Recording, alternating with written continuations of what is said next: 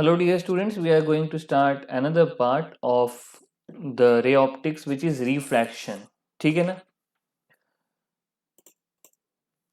तो बच्चों refraction में क्या होता है? When ray of light travels from one medium to another medium, है ना? तो जब कोई लाइट की रे एक मीडियम से दूसरी मीडियम में ट्रेवल करती है ना, तो उसके पाथ में क्या हो जाता है, चेंज आ जाता है। ठीक है ना? मान लीजिए ये रे ऑफ लाइट है, किसी एक मीडियम से अगर दूसरे मीडियम में जा रही है तो उसके जो पाथ में क्या आ जा रहा है, चेंज आ जा रहा है। अब पाथ में चेंज कब आ रहा है, जो या कहाँ आ रहा है, अपन अगर बात करें तो जो सरफेस दो मीडियम को डिफरेंशिएट करती है उसी सरफेस में क्या होता है, जो पाथ होता है उसका चेंज हो जाता है। ठीक है ना? So path changes at the surface of interface, जहां पे दो मीडियम जिस सरफेस के हेल्प से डिवाइड हो रहे हैं उस सरफेस पर क्या होता है, वो पाथ जो लाइट का होता है वो डेविएट हो जाता है, और इसी डेविएशन को हम कहते हैं रिफ्रैक्शन। सो कैसे इसको डिफाइन करेंगे? When a ray of light travels from one medium to another medium, it gets deviates from its original path, वो अपने ओरिजिनल पाथ से डेविएट हो जाती है, और इसी फेनोमेनन को हम लोग कहते हैं रिफ्रैक्शन। ठीक है, तो आइए इसको लिख लेते हैं फटाफट। तो आइए डियर स्टूडेंट्स आगे बढ़ते हैं। देखिए, when a light travels from one transparent medium to another, है ना, जब लाइट एक मीडियम से दूसरे मीडियम में जा रही है तो वो अपने पाथ से डेविएट हो जाती है। The phenomenon of change in path of light at the medium of separation, तो जहां मैंने बोला कि जहां पे सेपरेशन हो रहा है वहां पे पाथ चेंज होता है। As it goes from one medium to another medium is called refraction, तो इसी पाथ के चेंज को कहते हैं रिफ्रैक्शन। अब जैसे कि हम लोगों ने पहले भी क्लास में पढ़ा हुआ, शायद क्लास 10 में पढ़ा हुआ है, स्नेल्स लॉ। ठीक है ना? तो रिफ्रैक्शन के अंदर नेक्स्ट हम लोग पढ़ेंगे स्नेल्स लॉ। ठीक है ना? तो नेक्स्ट आइए पढ़ते हैं स्नेल्स लॉ। अब देखिए क्या क्या होता है कि अब यहाँ पे दो टाइप के मीडियम होते हैं, या तो डेंसर मीडियम होगा या तो रेयर मीडियम होगा। अब डेंसर मीडियम का मतलब क्या होता है? डेंसर मीडियम का मतलब होता है कि जिसका रिफ्रैक्टिव इंडेक्स ज्यादा हो। ठीक है ना? अब रिफ्रैक्टिव इंडेक्स जो होता है वो एक मीडियम की प्रॉपर्टी होती है, वो मीडियम पे डिपेंड करता है, वो टेम्परेचर पे डिपेंड करेगा, और वो लाइट के कलर पे भी डिपेंड करेगा। तो ये तीन चीजें भी आपको पता होनी चाहिए कि क्वेश्चन आ सकता है कि refractive index of a medium depends on what. तो सबसे पहले तो रिफ्रैक्टिव इंडेक्स उस मीडियम पे ही डिपेंड करेगा। अलग अलग मीडियम का रिफ्रैक्टिव इंडेक्स अलग अलग होगा। रिफ्रैक्टिव इंडेक्स टेम्परेचर पर भी डिपेंड करता है, और रिफ्रैक्टिव इंडेक्स जो है वो कलर के वो लाइट के कलर या लाइट के वेवलेंथ पर भी डिपेंड करता है। ठीक है ना? अलग अलग कलर के लाइट का अलग अलग रिफ्रैक्टिव जो रिफ्रैक्टिव इंडेक्स होता है। ठीक है ना? तो अपन दो टाइप के मीडियम की बात करेंगे, एक तो रेयर है और एक डेंसर। ठीक है ना? रेयर मीडियम का मतलब होगा कि जिसका रिफ्रैक्टिव इंडेक्स कम होता है, और डेंसर मीडियम का मतलब होगा कि जिसका रिफ्रैक्टिव इंडेक्स ज़्यादा होता है। ठीक है ना? तो मान लीजिए रेयर मीडियम का रिफ्रैक्टिव इंडेक्स हो गया μ1 और डेंसर का लिख दिया मैंने μ2। तो आपको पता होना चाहिए कि डेंसर मीडियम का जो रिफ्रैक्टिव इंडेक्स होता है वो रेयर मीडियम से ज़्यादा होता है। ठीक है ना? नेक्स्ट अपन ऐसे ही एक और डायग्राम यहाँ पे बना लेंगे, है ना?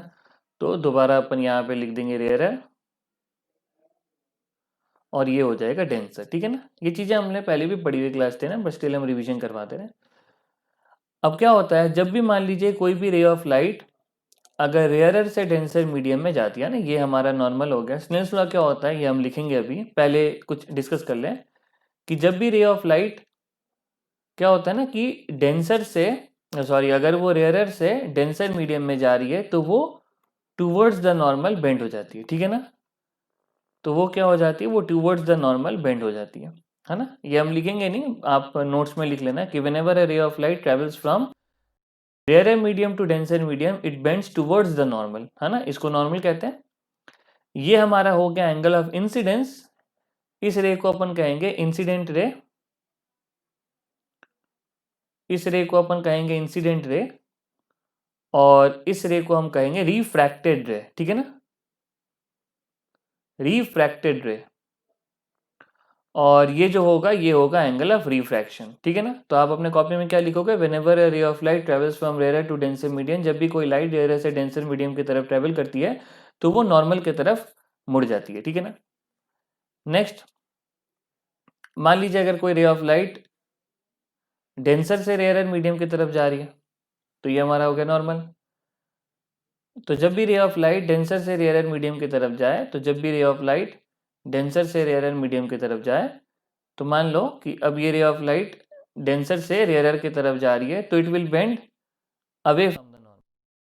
क्या होगा, नॉर्मल से दूर भाग जाएगी वो, ठीक है ना। तो जब भी कोई रे ऑफ लाइट डेंसर से रेयर मीडियम की तरफ जाए तो वो नॉर्मल से दूर भागती है। ये हमारा हो गया एंगल ऑफ इंसिडेंस और ये मेरा हो गया एंगल ऑफ रिफ्रैक्शन, ठीक है ना। इसके अंदर भी normal, incident ray and the refracted ray all lie in the same plane. और स्नेल्स लॉ के अकॉर्डिंग याद रखना बेटा, sine i by sine r, ठीक है ना। हम इसके लिए लिख रहे हैं, है ना, sine i by sine are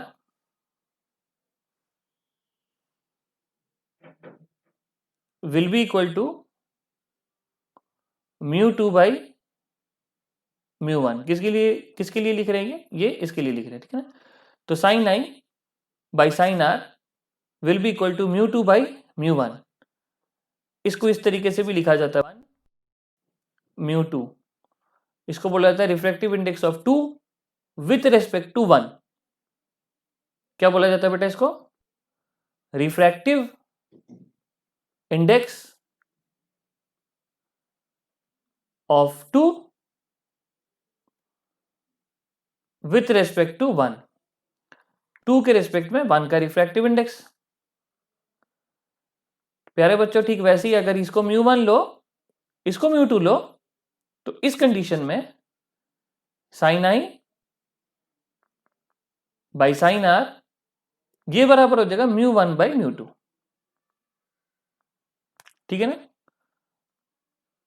तो ये चीज आपको ध्यान रखना चाहिए कि ये होता है बेटा Snell's law, sine i by sine r बराबर होता है mu two by mu one, जहां पे म्यू टू है रिफ्रैक्टिव इंडेक्स, ये इसके अंदर ये डेंसर का रिफ्रैक्टिव इंडेक्स है और ये रेयर का रिफ्रैक्टिव इंडेक्स है। यहाँ पे रे ऑफ लाइट कहाँ से जा रही है, ये नीचे से यहाँ पे जा रही है, ठीक है ना। अब हम आपको बताते हैं कि क्यों डेंसर से रेयर के, क्यों रेयर से डेंसर में आएंगे तो ये जो it will bend towards the normal और यहाँ पे bends away from the normal, ठीक है ना। ये बस अपन थोड़ा सा क्वालिटेटिव डिस्कस कर लेते हैं, इसमें लिखने वाली बात नहीं है, टेस्ट में आएगा भी नहीं, नीट में या बोर्ड में भी नहीं आएगा, बट आपको ये चीज आनी चाहिए। देख बेटा, यहाँ पे ध्यान दे, ठीक है ना। अगर अपन यहाँ पे ध्यान देते हैं, यहाँ पे ध्यान देते हैं, sine i by sine r है mu two by mu one, ठीक है ना। Sine i by sine r है mu two by mu one. अब देख बेटा, म्यू टू म्यू वन से बड़ा है, तो ये जो साइन यहाँ पे क्या है, अगर अपन यहाँ पे बात करें इसको फिर हम रब कर देंगे, ठीक है ना। यहाँ पे अगर आप बात करो तो म्यू टू म्यू वन से बड़ा है। अब देख ही पा रहे हैं, म्यू टू डेंसर है, म्यू वन रेयर है, तो यहाँ पे mu two by mu one क्या है, वन, ये म्यू टू म्यू वन से बड़ा है, तो ऑटोमेटिकली आप बोलोगे कि साइन आई जो है और साइन आर ये क्या है, एक से बड़ा है। अगर ऊपर वाला बड़ा होगा डिनोमिनेटर से, तो ये वाला mu two by mu one बड़ा होगा फ्रैक्शन। मान लो ऊपर वाला 7 है, नीचे वाला 5 है, 7/5 एक से बड़ा है ना। ऊपर वाला 5 है, नीचे वाला 3 है, 5/3 एक से बड़ा है ना। तो sine i by sine r क्या हो गया, एक से बड़ा हो गया, तो ऑटोमेटिकली साइन आर क्या, साइन आई क्या हो गया, साइन आर से बड़ा हो गया, इसको यहाँ ले आओ तो ऑटोमेटिकली आई आर से बड़ा हो गया। तो देखो इस वाले डायग्राम में मैंने क्या किया है, आई आर से बड़ा किया है, तो चलो यही इसको रहने देते हैं यहाँ पे, और यहाँ पे भी हम इसको अलग से लिख देते हैं। तो देखो sine i by sine r mu one by mu two, अगर अपन यहाँ पे ध्यान दे तो यहाँ पे म्यू टू डेंसर है, तो अगर नीचे वाला डिनोमिनेटर बड़ा हो जाएगा तो म्यू वन और mu one by mu to less than one हो जाएगा। मान ले 5/6 एक से छोटा है, 7 मान ले 6/7 एक से छोटा है, मान ले 3/10 एक से छोटा है ना, 3/10 एक से छोटा है। ये जो म्यू वन है ये छोटा है और म्यू टू बड़ा है, तो यहाँ पे डिनोमिनेटर बड़ा हो गया, न्यूमिनेटर छोटा हो गया, तो ऑटोमेटिकली आप यहाँ पे लिख पाओगे इस condition sine i by sine r less than one हो गया, तो automatically i less than r हो गया। तो यहाँ पे देखो आई आर से छोटा है तो अवे फ्रॉम द नॉर्मल, और ये हो जा रहा है टूवर्ड्स द नॉर्मल। तो एक बार हम आपको छोटा सा रिवीजन करवा देते हैं। तो रिफ्रैक्शन क्या हुआ, लाइट बेंड हो गई। इस बेंडिंग को अपन कहते हैं, जब एक मीडियम से दूसरे मीडियम में गया लाइट बेंड हो गई, इसी बेंडिंग को हम लोग कहते हैं रिफ्रैक्शन। स्नेल्स लॉ, पहला नियम क्या होगा, रिफ्रैक्टेड रे, इंसिडेंट रे और नॉर्मल सब एक ही प्लेन में लाई करेगा, लिखने की जरूरत नहीं है। नेक्स्ट स्नेल्स लॉ इंपॉर्टेंट हमारे नीट और बोर्ड के लिए, तो sine i by sine r क्या होगा बेटा, mu two by mu one. और यहाँ पे sine i by sine r क्या होगा, यहाँ पे sine i by sine r होगा mu one by mu two, है ना। साइन आई देखो और साइन आर देख म्यू वन में, तो sine i by sine r, sign i by sine r mu one by mu two यहाँ पे, और यहाँ पे sine i by sine r mu two by mu one. अब ये बेंड टूवर्ड्स द नॉर्मल क्यों हुआ, बात आती है कि ये बेंड टूवर्ड्स द नॉर्मल क्यों। अगर आप sine i by sine r इसमें देखते हो तो ये mu two by mu one है, म्यू टू बड़ा है। अगर म्यू टू बड़ा है तो sine i by sine i greater than one होगा, क्योंकि यहाँ पे न्यूमरेटर बड़ा है। न्यूमरेटर अगर डिनोमिनेटर से बड़ा होगा तो उसको वन से बड़ा होना ही पड़ेगा, आप चाहो तो देख लो एग्जाम्पल से। तो sine i by sine r एक से बड़ा है तो आई आर से बड़ा है। अगर आई आर से बड़ा होगा तो ऑब्वियस सी बात है कि इसको टूवर्ड्स द नॉर्मल बेंड करेगा, तभी आर छोटा होगा, आई बड़ा हो जाएगा।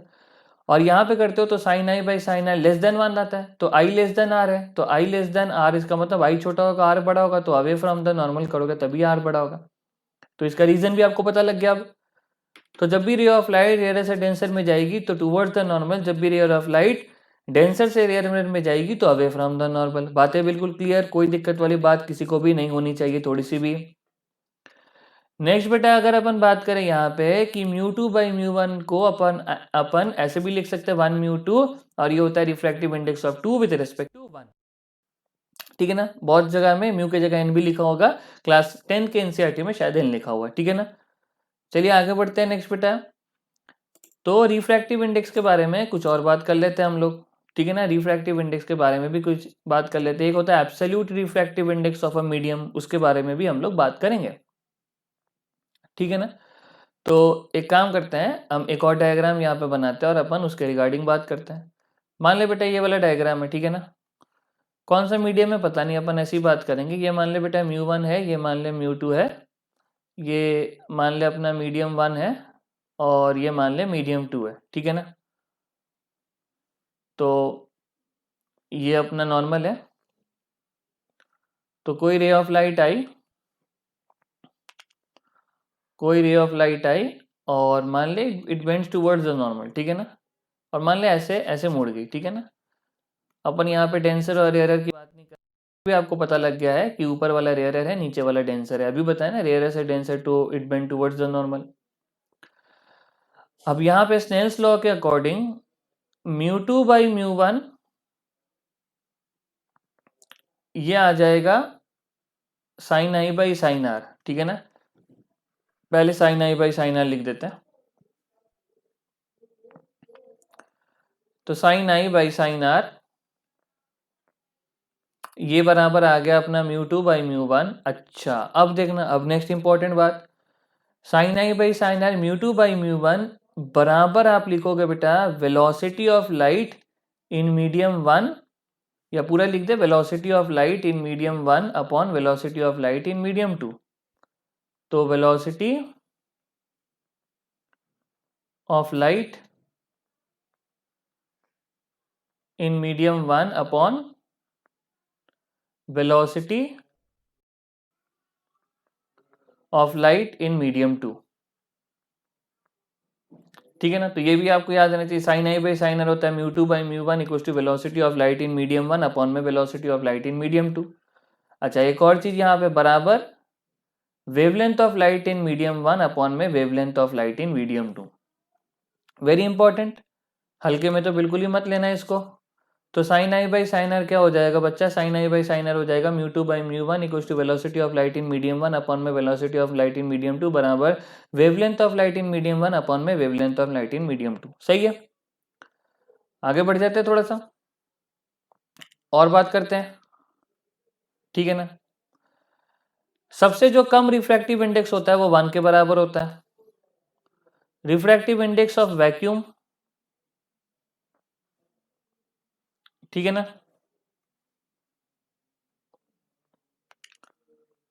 वन के स्पेलिंग हो सकता है मिस्टेक हो जाए, है ना, मुझे ध्यान में नहीं आ रहा है। VACWM होता है, या अपन इसको रखते हैं VA डबल वैक्यूम, ठीक है ना। वैक्यूम की रिफ्रैक्टिव इंडेक्स वन सबसे minimum, which is approximately equal to refractive index of air. Air की 1.003 होता है मोस्ट प्रोबेबली, बट अपन क्या करेंगे रिफ्रैक्टिव इंडेक्स ऑफ एयर और वैक्यूम की लगभग एक मानेंगे, एक के बराबर। वैक्यूम की तो एक है ही है, एयर की 1.003 है लगभग, तो एयर की भी अपन लगभग वन ही मान लेते हैं। और सबसे मैक्सिमम रिफ्रैक्टिव इंडेक्स है 2.46 और ये डायमंड के लिए है।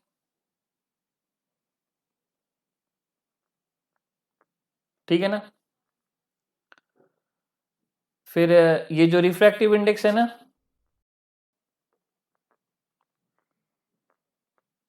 ये डायमेंशनलेस और यूनिटलेस है। आप कॉमन सेंस लगा सकते हो, वेलोसिटी बाई वेलोसिटी है ये, या साइन बाई साइन, या लैम्डा 1 बाई लैम्डा 2, तो डायमेंशन भी कट जाएगा और अपना ये यूनिट भी कट जाएगा। तो जो रिफ्रैक्टिव इंडेक्स है ये यूनिटलेस है एंड डायमेंशनलेस है। ठीक है बच्चा। But next important point, refractive index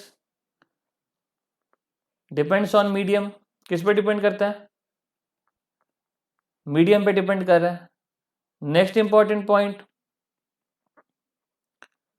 it depends on colour और वेवलेंथ ऑफ लाइट। ठीक है ना। अलग अलग कलर के लाइट का अलग अलग वेवलेंथ होता है।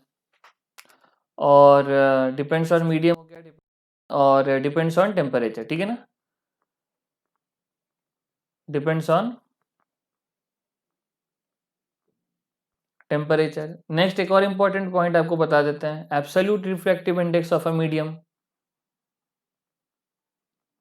Absolute refractive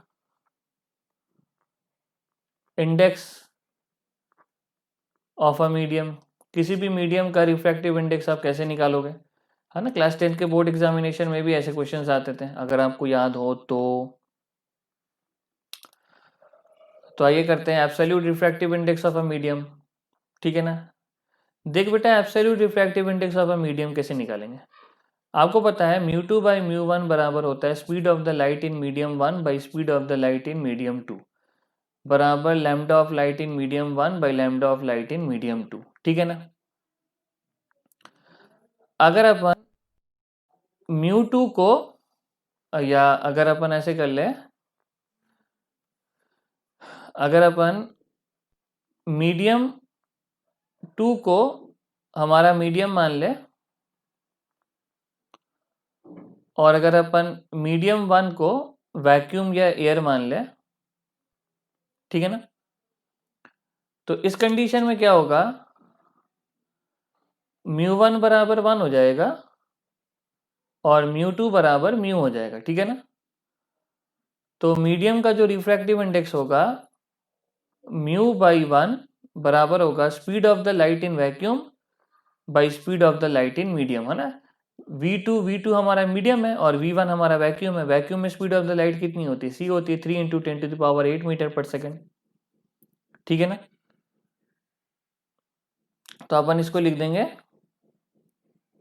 speed of light in vacuum upon में speed of light in medium. ठीक है बेटा, आप इसको ऐसे भी लिख सकते हो, wavelength in vacuum, wavelength of light in vacuum upon में wavelength of light in medium. ठीक है ना।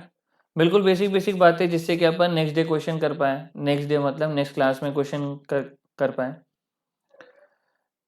नेक्स्ट अगर अपन इम्पोर्टेंट बात करें तो ये सारी चीज़ें हो गई। अच्छा, नेक्स्ट एक और नोट आप याद रख लेना, हो सकता है एग्जामिनेशन में आ जाए। इन रिफ्रैक्शन फ्रीक्वेंसी एंड फ्रीक्वेंसी होती है वो चेंज नहीं होती, एंड फेज। ठीक है ना। In refraction frequency and phase do not change, क्योंकि ये जो फ्रीक्वेंसी होती है ना बेटा, फ्रीक्वेंसी डिपेंड करती है सोर्स पर।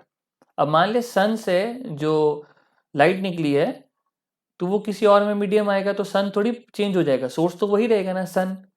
तो frequency and phase do not change in refraction, frequency and phase do not change. अपन यहाँ कॉमा लगा देते हैं। बट स्पीड एंड ये आपका वेवलेंथ चेंजेस, ठीक है ना। तो वेलोसिटी या स्पीड और वेवलेंथ जो होती है चेंज हो जाती है, बट आपको याद रखना है कि जो फ्रीक्वेंसी और फेज चेंज नहीं होता। और फेज आप हमेशा याद रखना है कि फेज जो होता है ना वो उस पर डिपेंड करता है, आपका सोर्स पे डिपेंड करता है। लाइट का जो सोर्स है, मान ली सन, वो चेंज नहीं हो रहा, तो अपनी फ्रीक्वेंसी भी जो होगी वो चेंज होगी, ठीक है ना। तो ये बिल्कुल बेसिक सी बातें थी रिफ्रैक्शन के बारे में, और इन सारे बेसिक्स को लेके हम लोग अब नेक्स्ट जो होगा वो क्वेश्चन स्टार्ट करेंगे, ठीक है ना। तो चलिए नेक्स्ट क्लास में क्वेश्चंस मिलते हैं। बस रिफ्रैक्शन इतना ही है बच्चा।